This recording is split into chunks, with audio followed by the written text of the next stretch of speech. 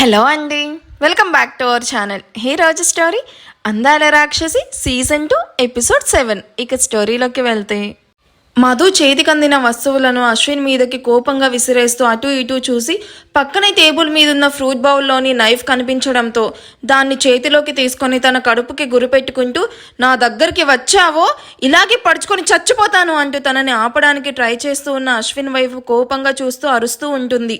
Madhu behaviour చూసిన మంగమ్మ, నిషాన్ కూడా అలాగే షాక్ అయ్యి మధు ఎందుకు ఇలా చేస్తుందో అర్థం అవ్వక చూస్తూ ఉంటారు. నిషాన్ బాబు వెళ్ళి ఆ అమ్మాయిని ఆపు, నిజంగా పొడుచుకునేలా ఉంది అంటూ షాక్తో నిల్చుకొని పోయిన నిషాన్ను కదిలిస్తూ అంటుంది మంగమ్మ. హా పెద్దమ్మ, నువ్వేం కంగారు పడకు అంటూ మధు చూడకుండా వెనక నుండి వెళ్ళి మధు 2 చేతుల్ని పట్టుకొని మధు స్టాప్, అసలు నువ్వేం చేస్తున్నావో తెలుస్తుందా? తను డాక్టర్ పేరు అశ్విన్, తను నిన్నేం చేస్తాడు, గోల చేయకుండా కామ్గా ఉండు అంటూ తను ఎటూ కదలకుండా గట్టిగా 2 చేతుల్ని పట్టుకుంటాడు. వదులు, నన్ను వదులు, నాకు తెలుసు మీరంతా ఒక్కటే, నాకు ఇష్టం లేదు అంటే వినరేంటి అంటూ నిషాన్ చేతుల్ని తన గోర్లతో ఘాటు పడేలాగా గిచ్చేస్తుంది.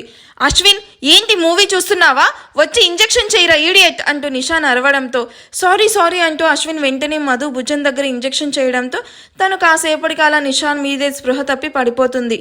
అశ్విన్ అసలేం జరిగింది, మధు ఎందుకలా పిచ్చిగా బిహేవ్ చేస్తుంది, తనకేం జరిగిందిరా అంటూ మధును జాగ్రత్తగా బెడ్ మీద పడుకోబెడుతూ అయోమయంగా చూస్తూ అడుగుతాడు నిషాన్. చెప్తాను, ముందు నువ్వు వెళ్ళి మెడిసిన్స్ తెప్పించు అంటూ పేపర్లో కొన్ని మెడిసిన్స్ రాసిస్తూ మంగమ్మ వైపు చూస్తూ తన కోసం ఏదైనా హాట్ సూప్ చేసి తీసుకురండమ్మా అని ఇద్దరిని బయటకు పంపి మధు పక్కనే కూర్చొని తనను కాసేపు జాగ్రత్తగా టెస్ట్లన్నీ చేసి రూమ్ నుండి బయటకు వస్తాడు. అక్కడే గెస్ట్ హౌస్లో వర్క్ చేస్తూ ఉన్న రంగన్నతో అశ్విన్ రాసిచ్చిన మెడిసిన్స్ తెప్పించి ఆ మెడిసిన్స్ కవర్ పట్టుకుని హాల్లోకి వచ్చిన నిషాన్కి అశ్విన్ కూడా అప్పుడే హాల్లోకి రావడం చూసి కవర్ టేబుల్ మీద పెడుతూ అశ్విన్, మధుకి ఏమైందో ఇప్పుడైనా చెప్తావా అంటూ అశ్విన్ పక్కనే కూర్చుంటూ అడుగుతాడు. తను ఎవరు నిషాన్, నీకేమవుతుంది, ఈ టైంలో ఇక్కడికి తీసుకొని వచ్చావంటే తను నీకు చాలా ఇంపార్టెంట్ అనే అర్థమవుతుంది. ఇంపార్టెంట్ అంటే నా ఆఫీస్లో వర్క్ చేస్తుంది అశ్విన్, మంచి అమ్మాయి, పైగా తనకెవరూ లేరు, తనకి ఉన్న ఒకే ఒక ఫ్రెండ్ అనూష, తను వైజాగ్లో జాబ్ చేస్తుంది.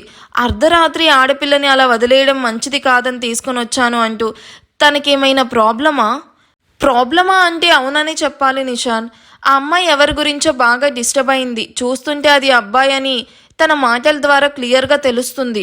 సో అతను తనని ఏమైనా చేస్తాడేమో అని హాలోజినేషన్లో ఉంది, అందుకే అతను తనని ఏమీ చెయ్యకముందే తనే చనిపోవాలని చూస్తుంది. మై గాడ్, తనకి సూసైడ్ థాట్స్ వచ్చాయంటే తను నిజంగా ఎవరి గురించో బాగా భయపడి ఉంటుంది. అది ఎవరో తెలుసుకొని తన ప్రాబ్లం క్లియర్ చేస్తే సరిపోతుంది కదా.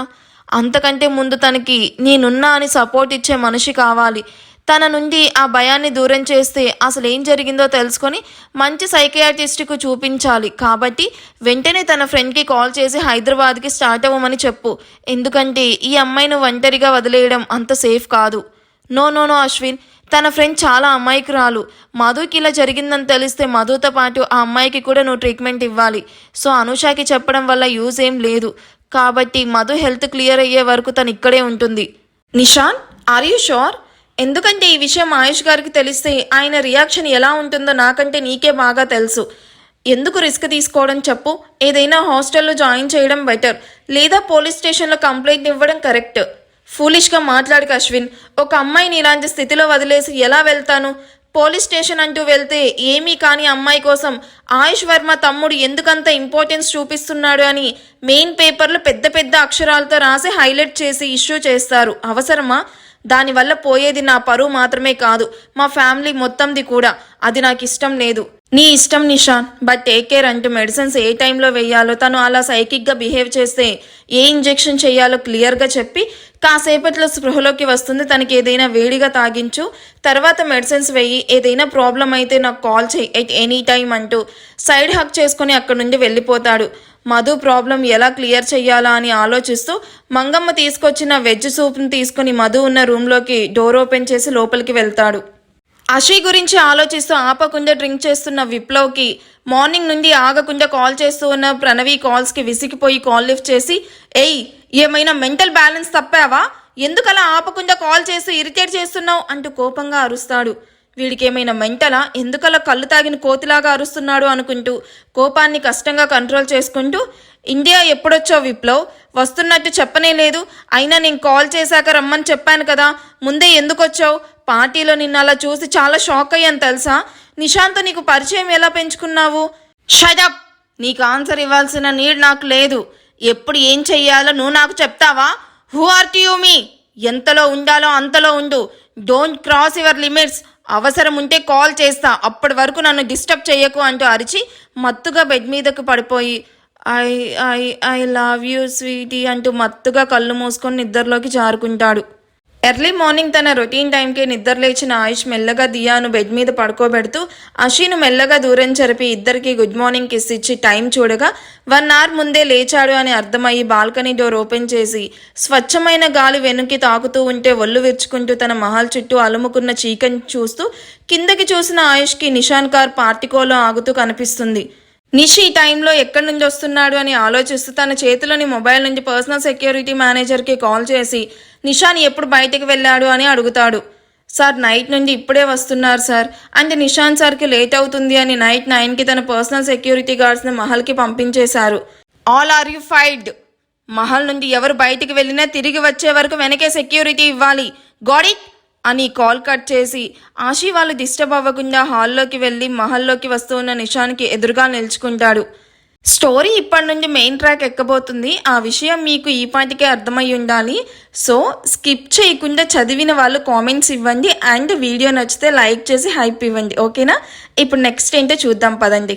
నిషాన్ పార్టికోలో కార్ పార్క్ చేశాక సౌండ్ రాకుండా మహల్ మెయిన్ డోర్ మెయిడ్ ఓపెన్ చేశాక అటు ఇటు చూస్తూ జాగ్రత్తగా అడుగులో అడుగు వేసుకుంటూ హాల్లోకి వచ్చేసరికి హాల్లో ఆనుకొని హ్యాండ్స్ ఫోల్డ్ చేసుకొని తన వైపే సూటిగా చూస్తూ నిల్చుకొనున్న ఆయుష్ కనిపించడంతో నిషాన్ అడుగులు అక్కడే ఆగిపోతాయి. చచ్చన్రా బాబు, ఎవరికంటే అయితే పడకూడదు అనుకున్నానో వారికంటే పడ్డాను. అరే నిష్, నీ టైం అస్సలు బాగాలేదురా. అన్నయ్యకి డౌట్ రాకముందు ఏదో ఒకటి చెప్పి జాగ్రత్తగా కవర్ చేయి, ఎందుకంటే అక్కడుంది సింహం. కాబట్టి ఆచితూచి ఆన్సర్ చేయని ఇన్నర్ వాయిస్ వేసుకొని హాయ్ అన్నయ్య అంటూ పల్లికిలిస్తాడు. ఎక్కడి నుండి వస్తున్నావు నీష్? నైట్ నుండి మహల్కి కూడా రాకుండా ఏం చేస్తున్నావురా అంటూ గంభీరంగా వినిపిస్తుంది ఆయుష్ వాయిస్. ఆయుష్ వాయిస్లోని బేస్కి భయపడుతూ 2 అడుగులు వెనక్కి వేసి గుటికలు మింగుతూ అది అది అన్నయ్య అది భయ. ఇప్పుడు నీ కోసం నేను కొరియన్ లాంగ్వేజ్ నేర్చుకోవాలా? ఏంట్రా నువ్వేం చెప్తున్నావో నాకు కొంచెం కూడా అర్థం కావట్లేదు. సరిగ్గా నిల్చుకొని చెప్పు అంటూ గద్దిస్తాడు. ఆయుష్ వాయిస్లోని బేస్కి భయభయంగా చూస్తూ నా ఫ్రెండ్కి యాక్సిడెంట్ అయితే నైట్ మొత్తం హాస్పిటల్లో ఉన్నానన్నయ్య.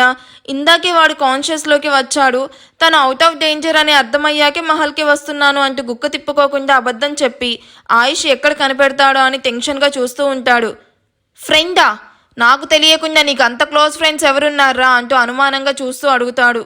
గాడ్ అన్నయ్య, మరీ టూ మచ్ కాకపోతే సిబిఐ ఆఫీసర్ అడుగుతున్నట్టు ఏంటి క్వశ్చన్స్?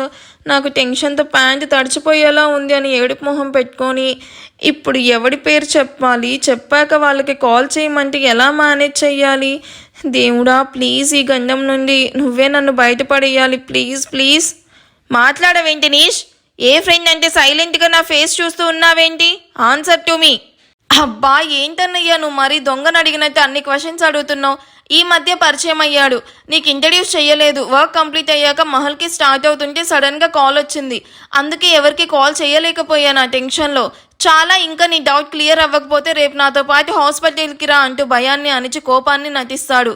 నిషాన్ వాయిస్లోని కాన్ఫిడెన్స్కి నిషాన్ చెప్పింది నిజమే అని భ్రమపడి వాట్ ఎవర్, నువ్వు ఎక్కడికి వెళ్ళినా సెక్యూరిటీ గార్డ్స్ నీతో పాటే తీసుకొని వెళ్ళు. మన ప్రొఫెషన్లో మనకి ఫ్రెండ్స్ కన్నా ఎనిమీసే ఎక్కువ ఉన్నారు, ఆ విషయం నీకు తెలుసు. సో మన జాగ్రత్తలో మనం ఉండడం మంచిది. వెళ్ళి పడుకో, కళ్ళు బాగా రెడ్గా ఉన్నాయని నిషాన్ బుగ్గ తట్టి గార్డెన్ వైపు వెళ్తాడు. ఆయుష్ అక్కడి నుండి వెళ్ళిపోగానే నిషాన్ ఫాస్ట్గా లిఫ్ట్లో తన ఫ్లోర్కి వెళ్ళి బెడ్ మీద అడ్డంగా పడిపోయి నుదిటిన పడిన చెమట తుడుచుకుంటూ మై గాడ్, అన్నయ్యకి ఇంత చిన్న విషయంలోనే ఆన్సర్ చేయలేకపోయాను. మధుని గెస్ట్ హౌస్లోనే ఉంచి ఎలా మేనేజ్ చెయ్యాలి? అన్నయ్యకి కొంచెం డౌట్ వచ్చినా నన్ను పరుపులో చుట్టేసి మహల్ బయటికి విసిరేస్తాడు. మధు హెల్త్ సెట్ అయ్యే వరకు నేను చాలా జాగ్రత్తగా మహల్లో ఎవరికి డౌట్ రాకుండా మేనేజ్ చెయ్యాలి అని ఫిక్స్ అయ్యి ఇందాక గెస్ట్ హౌస్లో జరిగింది గుర్తు చేసుకుంటూ కళ్ళు మూసుకుంటాడు. నిషాన్ ట్రేలో soup and water glass with medicines పెట్టుకొని రూమ్లోకి వెళ్ళేసరికి మధు ఇంకా స్పృహలో లేకుండా పడుకొని ఉండడం గమనించి ఆ ట్రే జాగ్రత్తగా టేబుల్ మీద పెడుతూ తన ఎదురుగా ఉన్న చైర్లో కూర్చొని మొబైల్ ఓపెన్ చేసి కాసేపు టైం స్పెండ్ చేస్తాడు. ఈ లోపు మధు కదులుతుంది అని గంగమ్మ చెప్పడంతో నిషాన్ మధు వైపు చూస్తాడు.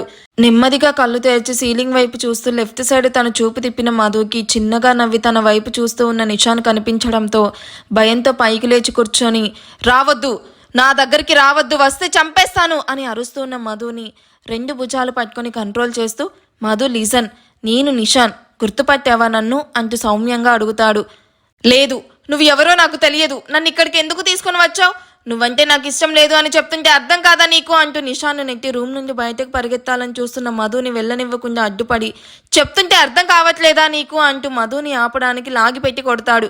మధు ఆ ఫోర్స్కి వెళ్ళి బెడ్ మీద పడి చంప మీద చేపెట్టుకొని కన్నీళ్లతో నిషాన్ వైపు చూస్తూ, ప్లీజ్ నన్నేమీ చెయ్యొద్దు, నన్ను వదిలిపెట్టు అని 2 చేతులతో నమస్కారం పెడుతూ ఏడుస్తూ ఉన్న మధుని చూసి నిషాన్కి జాలి కలగడంతో, మధు నన్ను ఓసారి చూడు అంటూ తన పక్కనే కూర్చొని తన చేతిని ప్రెస్ చేసి సున్నితంగా తన కన్నీళ్లు తుడుస్తూ అడుగుతున్న నిషాన్ వైపు తలెత్తి చూసి 2 నిమిషాల తర్వాత నిషాన్ని గుర్తుపట్టడంతో, సార్ సార్ అంటూ నిషాన్ని హక్ చేసుకొని ఏడుస్తూ ఉంటుంది.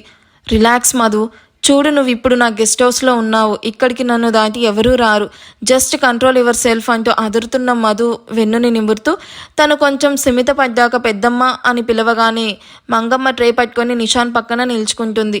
మంగమ్మని చూసి మధు భయపడుతూ సార్ అంటూ నిషాన్ చేతిని గట్టిగా పట్టుకొని తన వైపు భయంగా చూస్తూ ఉండడం చూసిన నిషాన్ మధు నుండి దూరంగా జరిగి, మధు టెన్షన్ అవ్వకు, తన పేరు మంగమ్మ, ఇక్కడే ఉంటుంది అండ్ నిన్ను దగ్గరుండి అమ్మలాగా చూసుకుంటుంది అనగానే మధు మంగమ్మ వైపు బెదురు కళ్ళతో చూస్తూ ఉంటుంది.